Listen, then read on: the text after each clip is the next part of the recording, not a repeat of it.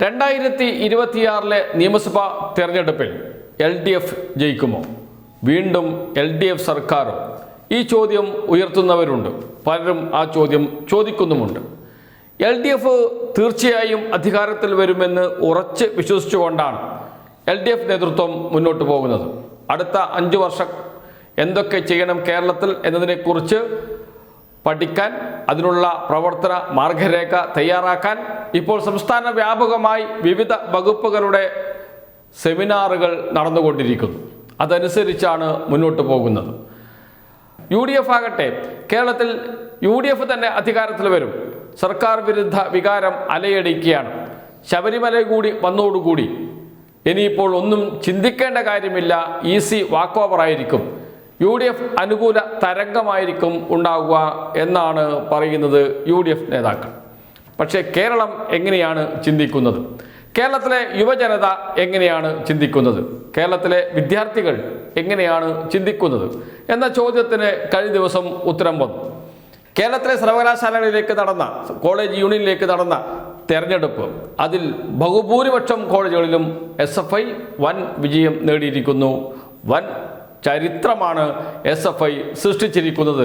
അക്കാര്യത്തിൽ ആർക്കും തർക്കമുണ്ടാകും എന്ന് തോന്നുന്നില്ല. കേരളത്തിലെ സർവകലാശാലകളിൽ ഇന്നത്തെ അവസ്ഥ, ഗവർണറുടെ സംഘപരിവാർ സംഘടനകളുടെ മേൽനോട്ടത്തിൽ വലിയ തോതിൽ നുഴഞ്ഞുകയറ്റം സർവകലാശാല അക്കാദമിക് കൗൺസിൽ, സിൻഡിക്കേറ്റ്, സെനറ്റ് എന്നിവിടങ്ങളിലേക്ക് നടത്താൻ സംഘപരിവാർ നല്ല ശ്രമം നടത്തിക്കൊണ്ടിരിക്കുകയാണ്. അതിനുള്ള നല്ല ശ്രമം നടത്തുന്നു. അതിന് എല്ലാ പിന്തുണയും കൊടുക്കാൻ ഗവർണർ ഉണ്ടാകുന്നു. അതിനെതിരെ വലിയ ചെറുത്തുനിൽപ്പ് സംഘടിപ്പിക്കുന്നു വിദ്യാർത്ഥികൾ, പ്രത്യേകിച്ച് SFI എന്ന സംഘടന. സ്വാഭാവികമായും ആ പോരാട്ടത്തെ ഹൃദയത്തിൽ ഏറ്റുവാങ്ങുകയാണ് വിദ്യാർത്ഥികൾ ചെയ്തത് എന്ന് വേണം ഈ ഇലക്ഷൻ വിജയം കാണുമ്പോൾ കരുതാൻ. അതുകൊണ്ട് തന്നെ കേരളം ചുവന്നിരിക്കും, അടുത്ത തവണയും LDF സർക്കാർ ആയിരിക്കും എന്നതിൻ്റെ വലിയ സൂചനയും കേരളത്തിലെ ക്യാമ്പസുകൾ നൽകുന്നുണ്ട്. നമുക്ക് കേരളത്തിൽ ആകെ 497 കോളേജുകളിലാണ് സംഘടനാടിസ്ഥാനത്തിൽ തെരഞ്ഞെടുപ്പ് നടന്നത്. 497 കോളേജുകളിൽ, അതിൽ 372 ഇടങ്ങളിൽ ആർട്സ് ആൻഡ് സയൻസ് കോളേജുകളുടെ കാര്യമാണ് പറയുന്നത്. 372 കോളേജുകളിൽ SFI ജയിച്ചു. വൻ ഭൂരിപക്ഷത്തിനാണ് എല്ലായിടത്തും ജയിച്ചിരിക്കുന്നത്. വൻ മാർജിനാണ് വിദ്യാർത്ഥികൾ SFI സ്ഥാനാർത്ഥികൾക്ക് നൽകിയിരിക്കുന്നത് എന്നോർക്കണം. കേരള സർവകലാശാലയിൽ 75 കോളേജിൽ 65 എണ്ണത്തിൽ 75ൽ 65 സംഘടനാടിസ്ഥാനത്തിൽ തെരഞ്ഞെടുപ്പ് നടന്ന 75 കോളേജുകളിൽ 65 എണ്ണത്തിൽ SFI വിജയിക്കുന്നു. 65 എണ്ണത്തിൽ. ഇനിയിപ്പോൾ കാലിക്കറ്റ് യൂണിവേഴ്സിറ്റി എടുത്ത് നോക്കൂ. കാലിക്കറ്റ് യൂണിവേഴ്സിറ്റിയിൽ 202 കോളേജിൽ 127ൽ SFI വിജയിച്ചിരിക്കുന്നു. 127 കോളേജിൽ SFIക്കാണ് വിജയം. അവിടെയും തീർന്നില്ല. കണ്ണൂർ സർവകലാശാലയിൽ 78 കോളേജുകളിൽ 63ലും SFI വിജയിച്ചിരിക്കുന്നു. കാലടി സംസ്കൃത സർവകലാശാലകളിലും SFI വൻ വിജയം നേടിയ വാർത്ത പുറത്തു വരുന്നുണ്ട്. ഇതിൽ അല്പമെങ്കിലും പുറകോട്ട് പോയി എന്ന് പറയാൻ കഴിയുക കാലിക്കറ്റ് സർവകലാശാലയിലാണ്. കാലിക്കറ്റ് സർവകലാശാലയിൽ 202ൽ 127 ജയിച്ചിരിക്കുന്നത്. ഇനിയിപ്പോൾ യൂണിവേഴ്സിറ്റി യൂണിയൻ കൗൺസിലർമാരാണെന്ന് നോക്കിയാൽ എല്ലാ യൂണിവേഴ്സിറ്റിയിലും നിലവിലുള്ള UUCകളുടെ എണ്ണത്തിൽ വൻ ഭൂരിപക്ഷമാണ് SFIക്ക് ഉണ്ടായിരിക്കുന്നത് എന്ന കാര്യത്തിലും സംശയമേ ഇല്ല. പക്ഷേ യൂണിവേഴ്സിറ്റി യൂണിയൻ തെരഞ്ഞെടുപ്പ് നടക്കുന്ന ഘട്ടത്തിൽ ചില കളികൾ നടക്കും. അതെങ്ങനെയാണ്? പ്രത്യേകിച്ച് കാലിക്കറ്റ് യൂണിവേഴ്സിറ്റിയിൽ, മലപ്പുറം ജില്ലയിൽ പല സ്ഥലത്തും ഇപ്പോൾ കോളേജുകളുണ്ട്, ഒരുപാട് കോളേജുകളുണ്ട്. ആ കോളേജുകളെല്ലാം സർവകലാശാലയിൽ അഫിലിയേറ്റ് ചെയ്തതാണ്. അവിടെ നിന്നെല്ലാം ഒരു UEC ഉണ്ടാകും. അവിടെ തെരഞ്ഞെടുപ്പ് നടക്കാറില്ല. കോൺഗ്രസിൻ്റെയും പ്രത്യേകിച്ച് മുസ്ലിം ലീഗിൻ്റെയും മാനേജ്മെൻറ്റിൻ്റെ കീഴിൽ പ്രവർത്തിക്കുന്ന ഇത്തരം കോളേജുകളിൽ നിന്ന് അവിടെ നോമിനേറ്റ് ചെയ്ത UECമാർ വരും. അത് MSFകാരായിരിക്കും.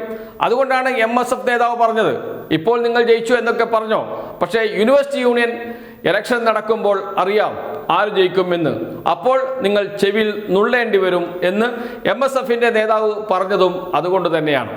എന്ന് വെച്ചാൽ തെരഞ്ഞെടുപ്പിലൂടെ ജയിച്ചു വരുന്ന ഒരു സംവിധാനത്തെ അട്ടിമറിക്കുകയാണ് ചെയ്യുന്നത് നോമിനേറ്റ് UECകൾ എന്ന് പറയേണ്ടി വരും. അതാണ് കാലിക്കറ്റ് യൂണിവേഴ്സിറ്റിയിൽ നടക്കുന്നത്. അതുകൊണ്ട് മാത്രമാണ് കാലിക്കറ്റ് യൂണിവേഴ്സിറ്റിയിൽ MSF KSU മുന്നണിക്ക് ജയിക്കാൻ കഴിയുന്നത്. ഇത്തവണ അത് അനുവദിക്കില്ല എന്ന ഉറച്ച നിലപാടിലാണ് വിദ്യാർത്ഥികൾ ഉള്ളത്.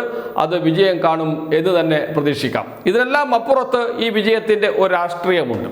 ആ രാഷ്ട്രീയം ഞാൻ ആദ്യം പറഞ്ഞത് തന്നെയാണ്. കേരളത്തിൽ വലിയ തോതിൽ സർക്കാർ വിരുദ്ധ തരംഗമുണ്ട്. വിദ്യാർത്ഥികൾ, യുവജനങ്ങൾ എല്ലാവരും സർക്കാരിന് എതിരെയാണ്. ജനങ്ങൾ മൊത്തത്തിൽ സർക്കാരിന് എതിരെ ഒന്ന് വോട്ട് ചെയ്യാൻ കാത്തു നിൽക്കുകയാണ് എന്നൊക്കെയുള്ള പ്രചാരണം കേരളത്തിലെ വലിയ മാധ്യമങ്ങൾ നന്നായി നടത്തിക്കൊണ്ടിരിക്കുന്നുമുണ്ട്. അതിനനുകൂലമായ ഒരു സാഹചര്യം സൃഷ്ടിക്കുന്നതിന് വേണ്ടി കള്ളവാർത്തകൾ ഓരോ ദിവസവും വന്നുകൊണ്ടിരിക്കുകയും ചെയ്യുന്നുണ്ട്. ഏകദേശം 2 വർഷക്കാലം കേരളം ചർച്ച ചെയ്ത മാസപ്പടി കേസ് കഴിഞ്ഞ ദിവസമാണ് സുപ്രീം കോടതി എടുത്ത് കൊട്ടയിലിട്ടത്. ഇപ്പോൾ ഇതാ മുഖ്യമന്ത്രിയുടെ മകൾക്കെതിരെയായിരുന്നു കഴിഞ്ഞ കാലങ്ങളിൽ വലിയ വാർത്തകൾ ചമച്ചുകൊണ്ടിരുന്നത്. ഇപ്പോൾ മുഖ്യമന്ത്രിയുടെ മകനെ പിടിക്കാനാണ് ശ്രമിച്ചത്. പക്ഷേ പാളിപ്പോയി.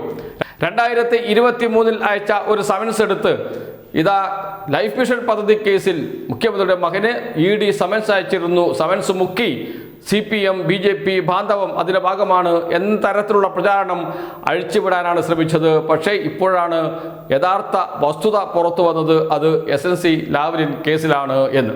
SNC ലാവ്ലിൻ കേസിൽ പിണറായി വിജയൻ പ്രതി പോലുമല്ല. ആരോ നൽകിയ ഒരു പരാതി, ആരോ എന്നല്ല, എല്ലാവർക്കും അറിയുന്ന പോലെ തന്നെ ക്രൈം നന്ദകുമാർ നൽകിയ പരാതി, ക്രൈം നന്ദകുമാർ നൽകിയ മൊഴി, അതിൻ്റെ അടിസ്ഥാനത്തിലാണ് സമൻസ് അയച്ചിരിക്കുന്നത് വിവേക് കിരൺ എന്ന മുഖ്യമന്ത്രിയുടെ മകന്. അച്ഛൻ പ്രതിയല്ല, പിന്നെ എങ്ങനെയാണ് മകൻ പ്രതിയാവുക എന്ന ചോദ്യം ഉയർന്നു വന്ന ഘട്ടത്തിലാകണം ചിലപ്പോൾ ED അതുമായി മുന്നോട്ട് പോകാതിരുന്നത് എന്ന് വേണം കരുതാൻ. വെറും രാഷ്ട്രീയ പ്രചരണത്തിന് വേണ്ടി നൽകിയ കേസാണ്. പക്ഷേ അന്ന് അത് ചർച്ചയായില്ല, വാർത്തയായില്ല. എന്തായാലും ക്രൈം നന്ദകുമാറിനെ അറിയാമല്ലോ ഇതിങ്ങനെ ഒരു സമൻസ് അയച്ചിട്ടുണ്ട് എന്ന കാര്യം. എന്തുകൊണ്ടാണ് ക്രൈം നന്ദകുമാർ അന്ന് അത് പുറത്തുവിടാതിരുന്നത്? കാരണം അത് എവിടെയും ഏൽക്കില്ല എന്നറിയാം. കാരണം CBI കോടതിയും ഹൈക്കോടതിയും പിണറായി വിജയനെ കുറ്റവിമുക്തനാക്കി.